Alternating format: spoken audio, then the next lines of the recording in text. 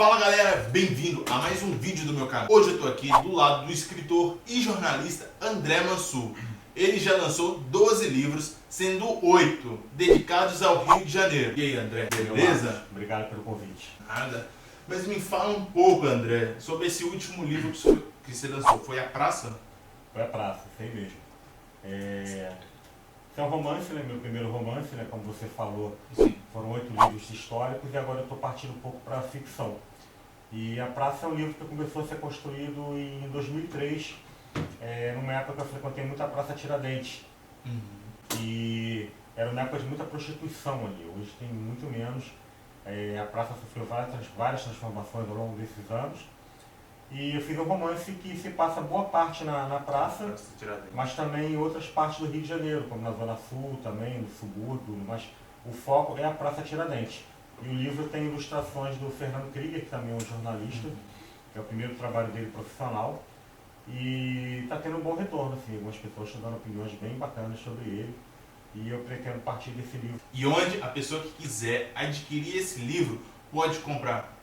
Olha, aqui no centro do Rio, ele tem na livraria Folha Seca, ali na Rua do Ouvidor 37, que é uma livraria especializada em história do Rio, em futebol, samba e temas ligados ao Rio de Janeiro. E aos poucos a gente está distribuindo também em outras livrarias. Como você já lançou 12 livros, sendo que quase todos é dedicado ao Rio de Janeiro. De onde vem essa paixão? É por causa de ser um carioca? Gosta muito dessa cidade?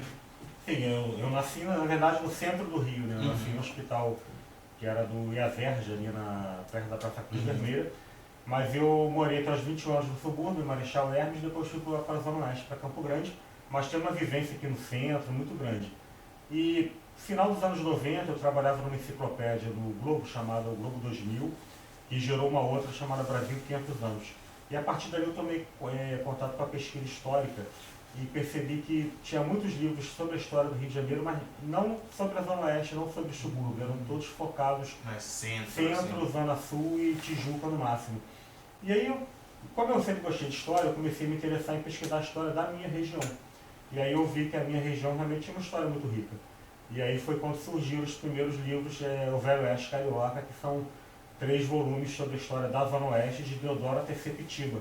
Você falou do seu livro, mas como que surgiu essa vontade? Desde pequeno você tem essa vontade de ser escritor? A minha formação literária, entre aspas, foi através de histórias e quadrinhos. Que eu acho que é uma ótima forma de uma criança sentir interesse pela leitura, que são histórias com imagens, com português fluente, uma narrativa interessante. E eu comecei a tomar gosto pela narrativa ali, mas nunca pensei em me tornar escritor. Na faculdade de jornalismo, foi que eu comecei a me interessar pela literatura, porque eu e um grupo de amigos nós começamos a escrever pequenos textos que nós colocávamos nos murais da faculdade. E eram textos de humor, né?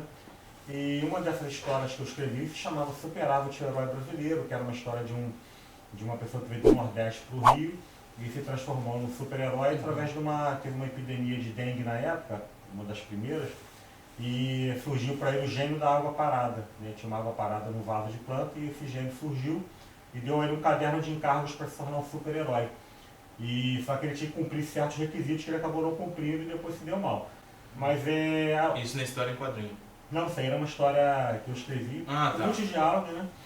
E aí a própria faculdade, a Escola de Comunicação, quase publicou, mas foram fazer uma outra coisa e uma editora de Ipanema ia transformar a história em quadrinhos. Ia ser muito massa. Ia ser muito legal. Eu tinha 21 anos, ia começar numa carreira, digamos, como roteirista de história em quadrinhos, mas aí veio um plano econômico na época Collor, acho que foi o plano Collor 2, e acabaram os investimentos das editoras. Eu estou imaginando agora, tipo, nessa epidemia que está dentro de chikungunya, dengue, dessas doenças, que o mosquito transmite, uma história em quadrinho que ia ser muito massa, porque já ia começar a conscientizar a criança desde pequeno. E aquele negócio, a pessoa vai pegar um texto e ler, é bem diferente de pegar a história em quadrinho, ver, porque a criança se interessa pelo desenho, não pela leitura. Tinha chance até de depois adaptar para um audiovisual também, né, fazer uma animação. E aí, mas teve esse problema, eu não consegui publicar e depois eu comecei a trabalhar como jornalista. Mas aí o bom de você ter feito o livro da Zona Oeste, porque querendo ou não, quando fala, vou pro Rio, Só sabe que o Rio tem o Cristo, Pão de Açúcar, aquela região sim. central. Não sabe que o Rio de Janeiro inteiro é histórico. O Rio vai até Sepetiba. Sepetiba é uma região histórica importantíssima. A família real, Dom João, ele tinha um palácio de veraneio em Santa Cruz e eles passavam temporadas em Sepetiba, em Guaratiba. Ali teve essa fazenda de Santa Cruz, uma das mais importantes do Brasil. Sepetiba, a Baía de Sepetiba teve vários ataques de piratas e corsários. Inclusive, uma dessas histórias eu cito no livro, que é a história do corsário do Clerc. Ele invadiu o Rio em 1710 pela Zona Oeste, pelo que seria a Zona Oeste, né, por Barra de Guaratiba. E aí o que a gente está procurando fazer? É descentralizar um pouco essa visão turística do Rio. E isso tem acontecido muito bem, porque já de uns 7, 8 anos para cá, tem muitos roteiros históricos acontecendo ao longo da cidade toda, inclusive Sepetiba. E o mais interessante é que no início vinha muita gente aqui da Zona Sul, da Zona Norte, chegavam lá cedinho, pegavam o trem, e as pessoas que moravam nos bairros achavam estranho. Pô, o que o pessoal vem de longe para conhecer no meu bairro? Aí o pessoal ficava curioso, pô, vou dar uma olhada. Quando eu comecei minhas pesquisas, foi muito difícil achar material sobre a região, e hoje tem muita gente pesquisando, inclusive nas universidades. Mas quando você começou a sua pesquisa, muita gente fala assim, o que você vai caçar fazer desse bairro? Não tem nada, né? Bastante. Ninguém nunca ajuda, mas sempre vai lá e fala, o que você vai fazer porque não tem nada. Eu tive uma base que foi, em Santa Cruz tem um núcleo de orientação e pesquisa histórica, é o NOP. Foi fundado em 1983. E é assim, um manancial de pesquisas muito grande. E um professor, que foi um dos fundadores do NOP, que é o Simvaldo, me ajudou. E aí ele me mostrou, que tem muita história na região. Pode ir em frente que você vai conseguir achar muita coisa. Epa! Ei! Repara só!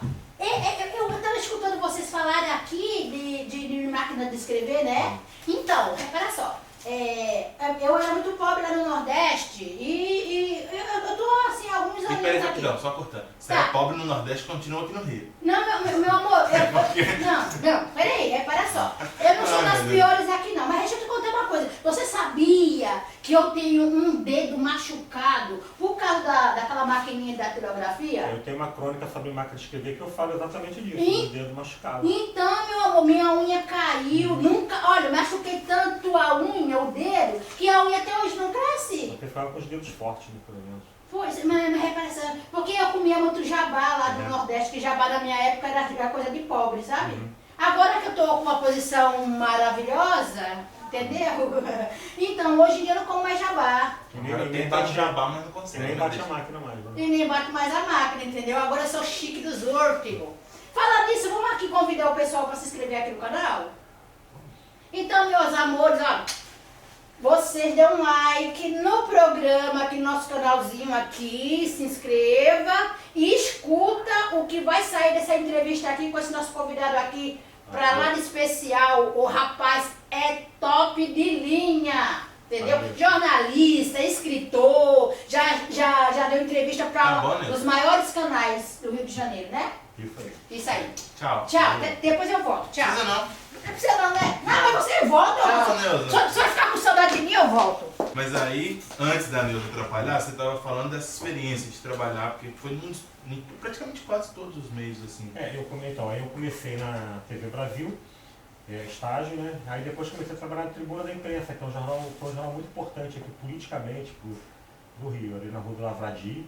Trabalhei 1 ano e 2 meses ali, foi muito importante para ganhar experiência. Ali eu comecei a escrever críticas literárias no caderno chamado Tribuna Bis.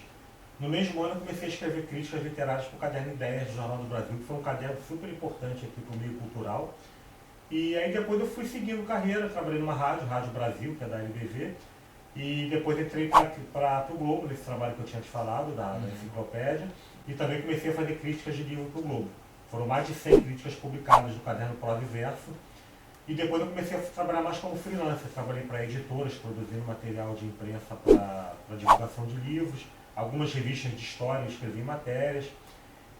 Mas eu resolvi trabalhar como freelancer para me dedicar à produção literária, para começar a escrever os livros, porque fica difícil conciliar, porque o trabalho de jornalista é muito desgastante.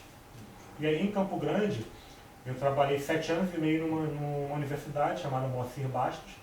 Eu e o professor Moacir Bastos desenvolvemos vários projetos culturais lá, organizamos um cineclube, exibimos mais de 300 filmes, e depois numa livraria chamada Livraria Edital, também lá no bairro, que era uma editora, e ele acabou publicando vários livros meus. Foi uma experiência bem interessante essa de Eu acabei sentindo todo o processo de produção do livro, porque eu sou escritor, eu trabalhei como crítico literário, como jornalista dentro do mercado literário, dentro de uma livraria vendendo livro, e editando também, e também comercializando os livros, que a gente comercializava os livros. Então, eu acabei pegando um pouco a manha de todo o mercado. Tudo, você pegou desde quando Exatamente. começa até o produto final, assim. Estou até pensando em fazer uma livraria. palestra sobre isso.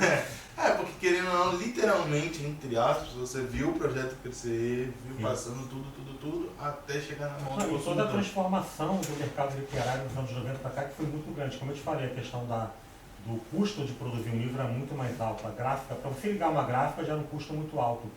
Então, um autor jovem, um autor que não tivesse nome, não conseguia publicar nada. Principalmente autor brasileiro, que normalmente a gente, desde 1900 e cafunga, tem aquela tradição que tudo que é internacional vende mais aqui no Brasil. Sim, muitas editoras optavam por traduzir best-seller do que por investir no autor, que às vezes era um talento, mas que não dava oportunidade a ele. Com essa mudança tecnológica de você conseguir produzir seu próprio livro sem muito custo, vários talentos surgiram, e também a internet, com os blogs e as redes sociais, você tem um canal para divulgar os seus livros, coisa que você não tinha antes. Gente, já se inscreva no canal, já deixa seu like, obrigado mesmo pela entrevista, desculpa por qualquer coisa.